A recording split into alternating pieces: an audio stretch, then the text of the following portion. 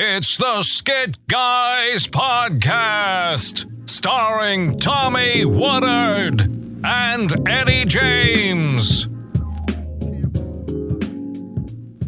And now, two guys who thought onomatopoeia was a medical condition.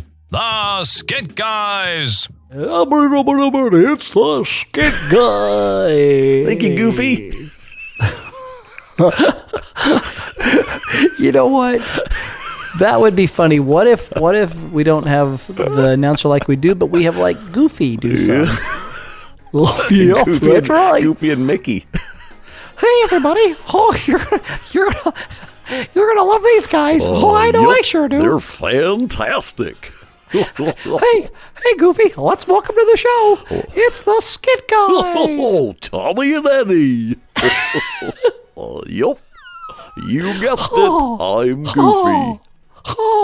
Hey, Mickey, are you coming to the party? Yeah, I sure am. Who am I talking to? I don't know. It's that kid from the commercial of the Mickey Mouse telephone. Speak. Wow. Things sure have changed. Okay, yeah. Are you going to be there? Hey, Mickey, are you coming to the party? I don't know now. I'm a little scared. It's going to be a great party. Oh, so how's Tommy? How's Tommy Woodard doing today? Buddy, fantabulous. Just Fantabulous. super great. Got my son through 8th grade. Got my daughter through high school. It's a new world. A whole new world. Graduated. Yep. Done. Yep. Sent her a text on her graduation night. Did she reply? She did. Good. She did. She said, "Thank you, Eddie. I love you so much." That was me. She doesn't really have a phone. I just pretend to be her. Oh. So when she said, "You've been like a father to me," that was you too? What just happened here? So uncomfortable.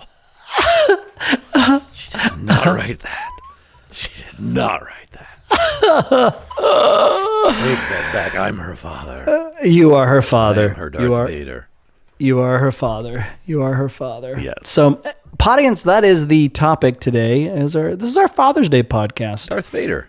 That's our podcast. That's our topic. Darth Vader? No.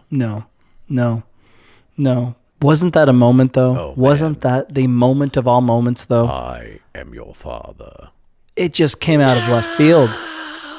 Yeah. Just nobody was expecting that. I think originally it was written, I killed your father. Was it really? I think so, but I could be wrong. I don't know. But boy, what a great twist. Oh. So good. Oh, can you imagine being in that little room, the writer's room, or whoever came up? You know, it may have just been George Lucas. I don't know. I don't know. But, oh my goodness. Or who's the other guy? Elia Kazan? There's another guy. What? No, Lawrence Kasdan. It was Lawrence Kasdan. Right. Who's Elia Kazan? I think that's who wrote East of Eden. I think that was Flash Gordon's aunt. I think. That's a bad movie.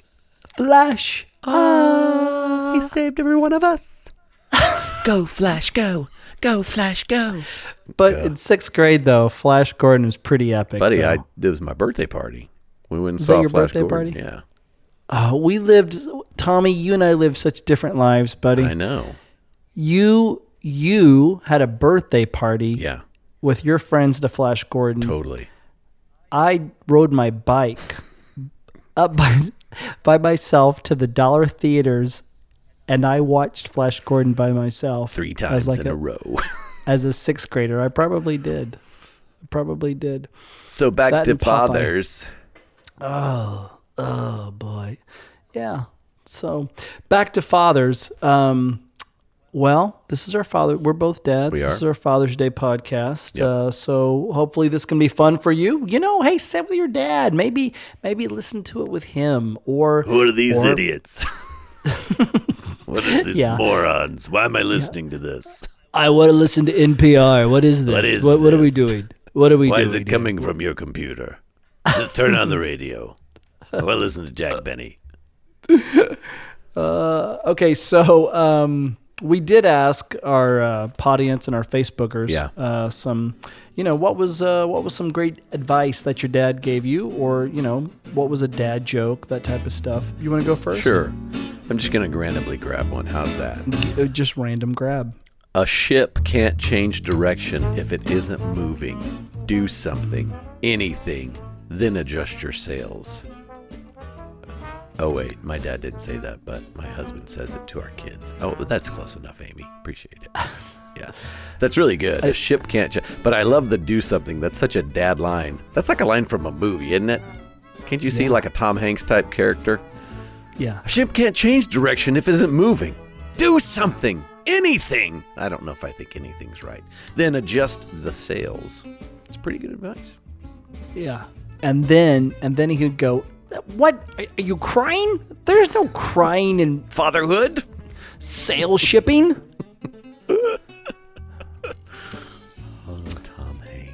Tom Hanks. Here's one. Allie said, my dad passed away in 2014, but the best advice he gave me was, if you choose to fight, use water to extinguish the flames.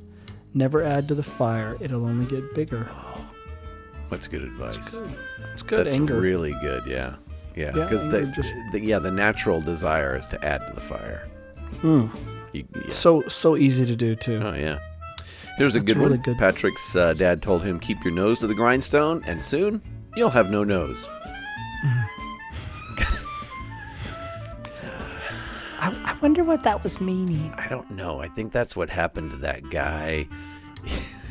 The guy that was in the first Captain America movie that had no nose. Oh, he grindstoned it too much, didn't he? Yes, I think so. He was a workaholic. That's a good one, though. That's a good one. Okay, Bailey. The best relationship advice I've ever gotten was from my grandfather.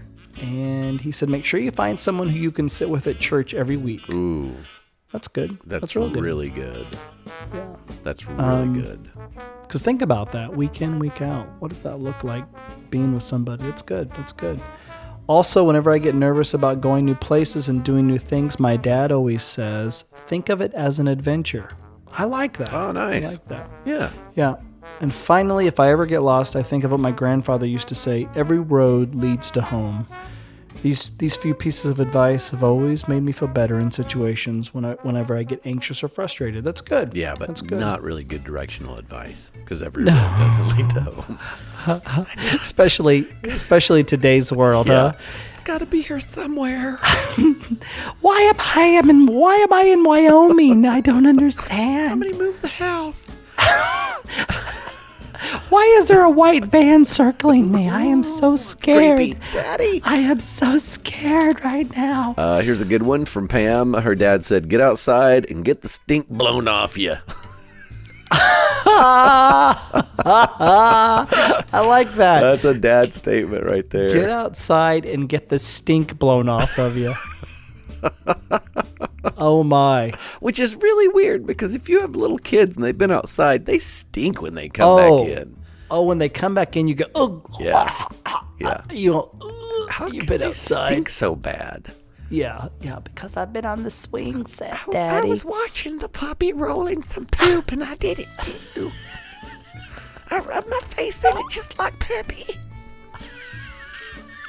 Kiss me, Daddy. Kiss me, Daddy. Oh, gross. Oh, that's funny. Oh, you know what I'm realizing? What? I have two daughters, and they are gross. Okay, I don't have boys, but my two daughters can be very gross. They're just real. They're real. There's no pretense to them.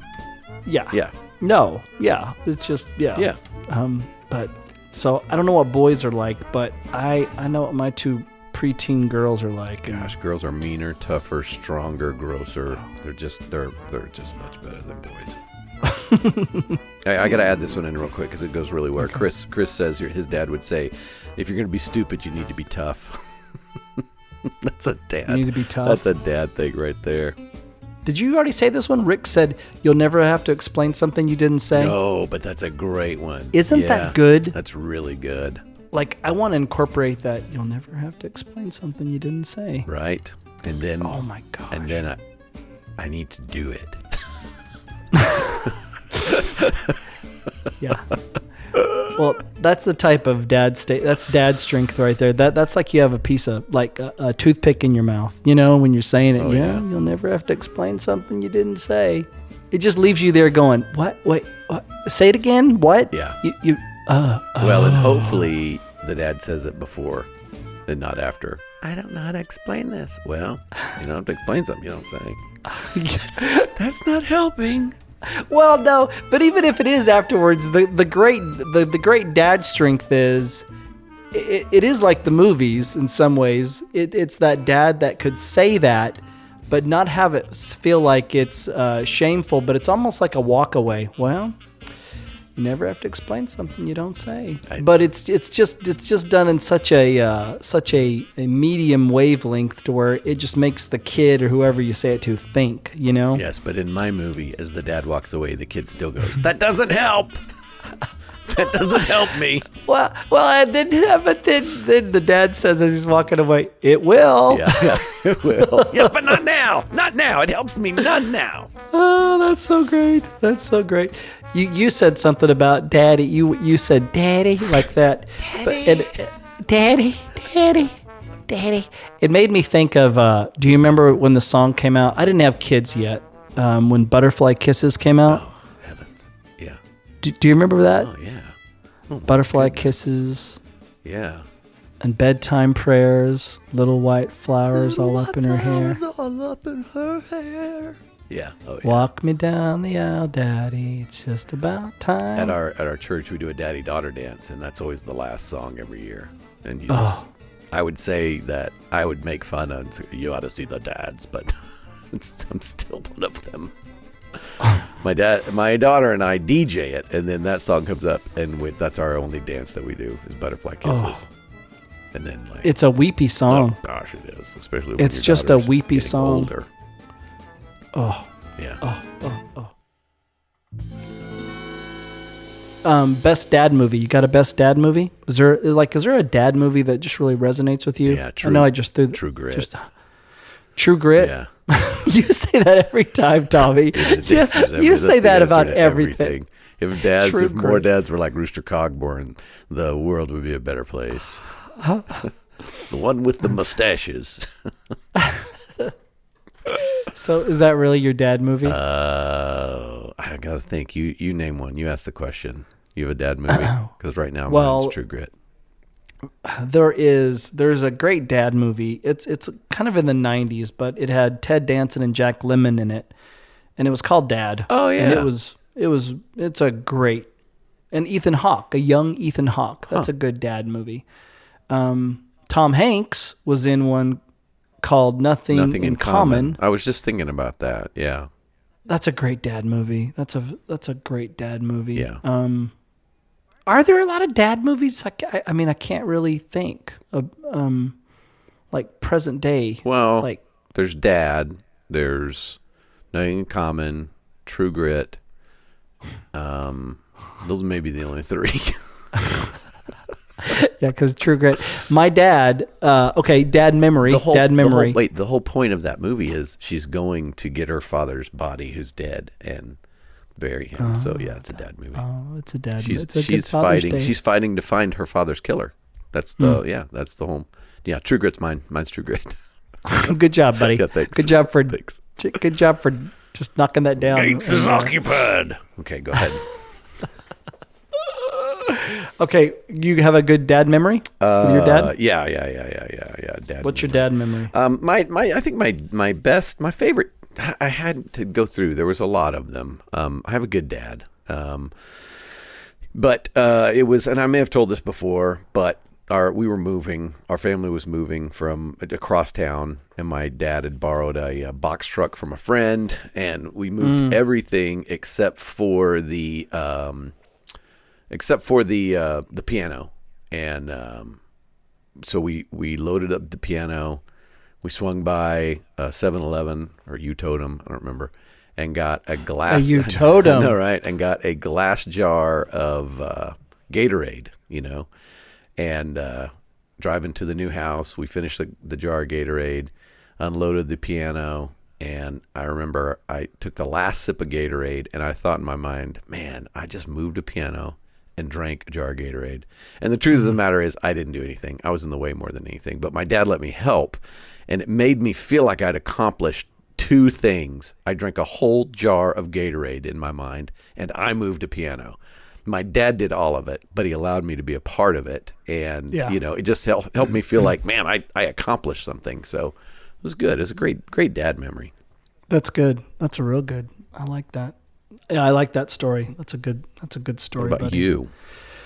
Well, I was thinking, like, my parents were divorced when I was 7, and my dad passed away when I was a senior in high school. Yeah, senior in high school. No. Or freshman in college? I think so. Freshman in college. Yeah. Yeah. Yeah, because you'd already moved to...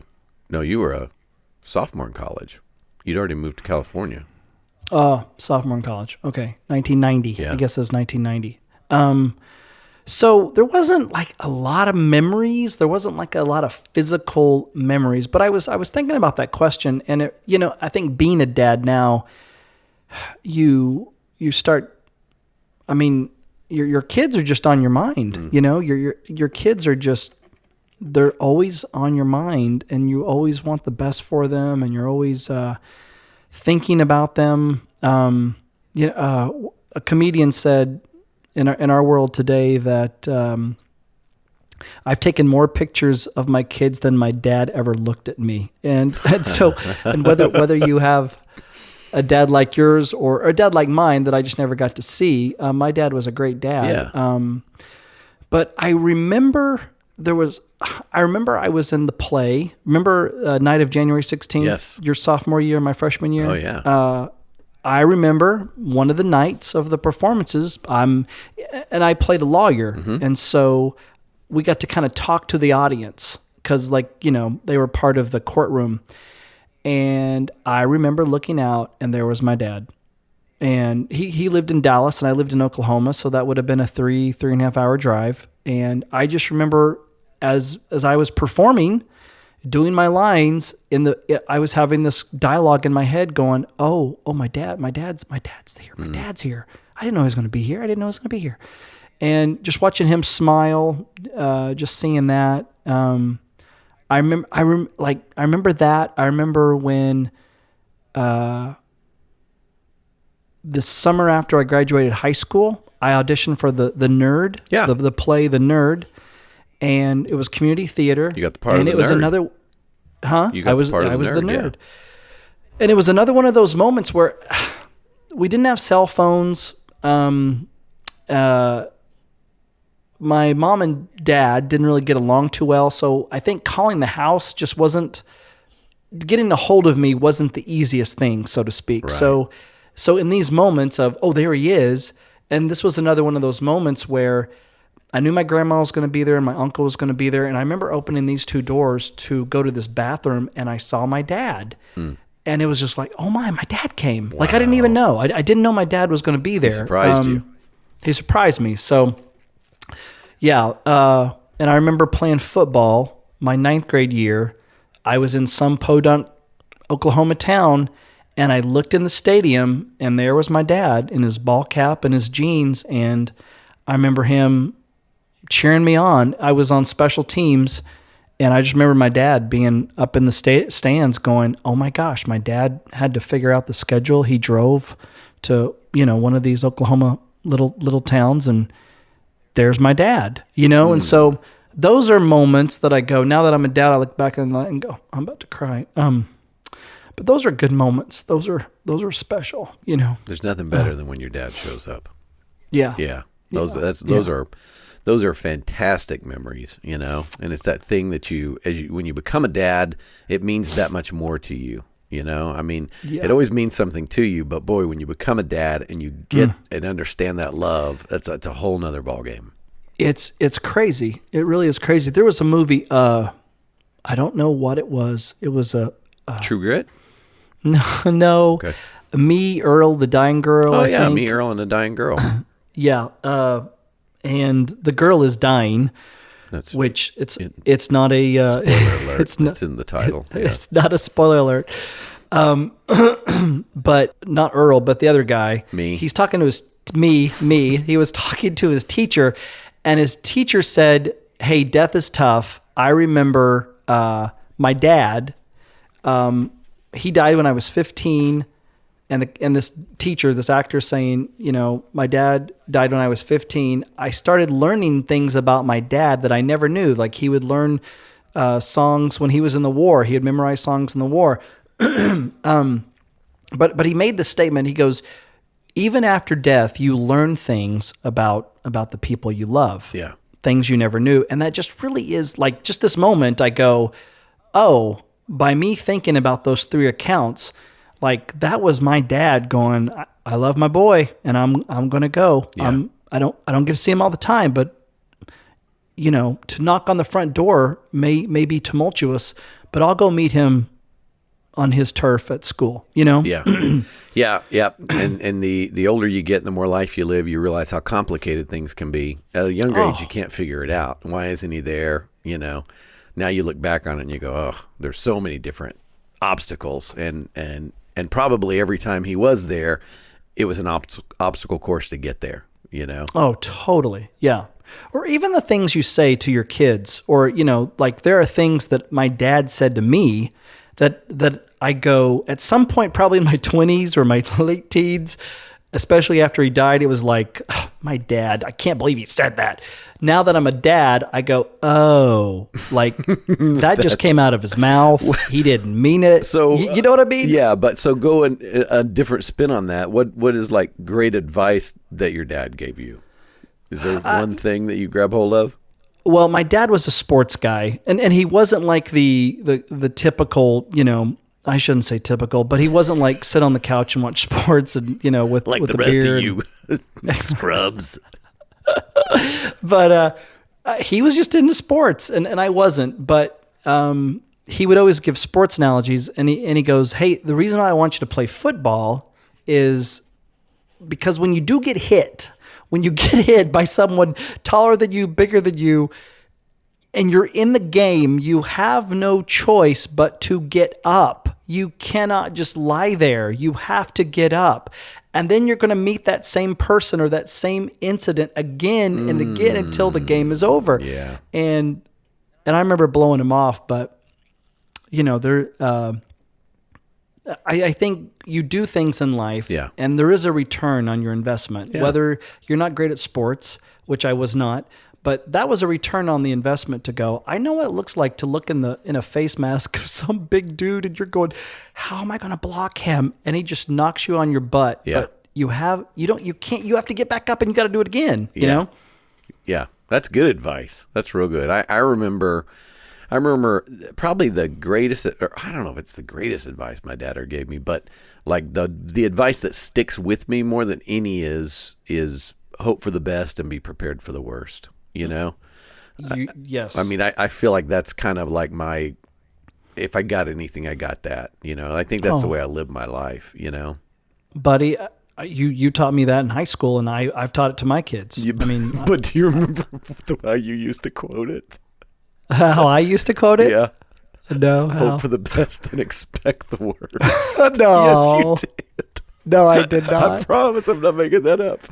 In high school, I would say that? I don't remember what, at some point, it's like, no, your dad used to say, hope for the best and expect the worst. And I'm like, oh, no, don't expect the worst. Prepare for the worst. Just be prepared for it. And I probably went, same thing, Same Tommy. thing. Come on, same thing. Oh my gosh, semantics, Tommy, semantics. But yeah, so and I think that's it. I if anything, I'm weak on preparing for the worst. I just always hope for the best. Yes. Well, you do a good job at it, buddy. Until the worst comes and I'm like, I'm not prepared. Why aren't my sails working? I forgot that part of it. There's a white van circling the boat. My face smells like dog poop. Daddy, Kiss me, Daddy. I rubbed in the dog poop. kiss me, Daddy. Come on, Daddy. Come on. Kiss me, Daddy. I was thinking about, our legacy is another word. Legacy is the length and shadow of an institution or a person. And when you think about your legacy as a dad, what would be that? What would be part of your shadow to your kids? I mean, I really thought about this one on my piece of paper from when you asked me these questions a while back. That's the place that is blank, because it's that thing of going, I don't know, but I think it ties in so much with hope for the best and be prepared for the worst, because I think the thing that kept coming to my mind is it's going to be okay. It's going to work out, Yeah. And it's that thing of going, so many times we misquote, all things work together for the good of those who are called according to his purpose, right? It's because when we say it's going to work out, that doesn't mean it's going to be great. It doesn't mean I'm going to like it, but it's going to be okay, Mm-hmm. And I think if what I want my kids to remember about their dad is that, man, it's not about me, and it's going to be okay. Yeah. And I hesitate to say that because I don't always do a good job of it, but it's what I want, That's good, buddy. That's so good. That's good. It's, man, like, Steph and I, we got married in our, close to 30. Yep. And, Ainsley, my oldest, she said, what did she say the other day? She said something about her age. Like, I'm 45. Stephanie's 45. We're both 45. And I think I would joked about grandkids. And Ainsley goes, well, if I have kids. And I go, oh, okay. So you thinking you may not have kids, huh? And, I'm playing it cool. Like, oh, gosh. I'm never going to be a grandpa. Oh, God. And then she just kind of stops. She goes, Daddy, I don't want to think about it. I go, oh, what do you mean? And she goes, well, you're going to be, she goes, when I'm your age, Dad, you're going to be close to 80. And I went, no, I'm not, love. And then my daughter just looking at me with kind of tears in her eyes. You could tell she's been thinking about this. Yeah. Man, this is making me tear up too. And she goes, you will, Dad. And then I'm like, oh, sweetheart. And I literally went out to the garage and I opened up my iPhone. I was like, how old is it? Okay, Ainsley, I'm 45. My daughter is... Dad's not good at math, baby. She's 12. Oh gosh, I'll be 78. And it really was that thing of going, oh my goodness, like, oh my goodness.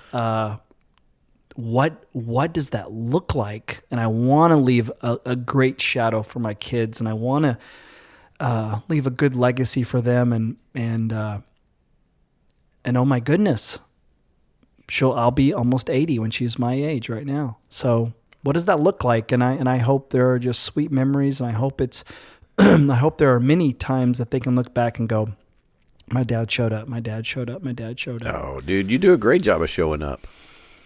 You do a great job at showing up. We are making this podcast today because you showed up yesterday somewhere.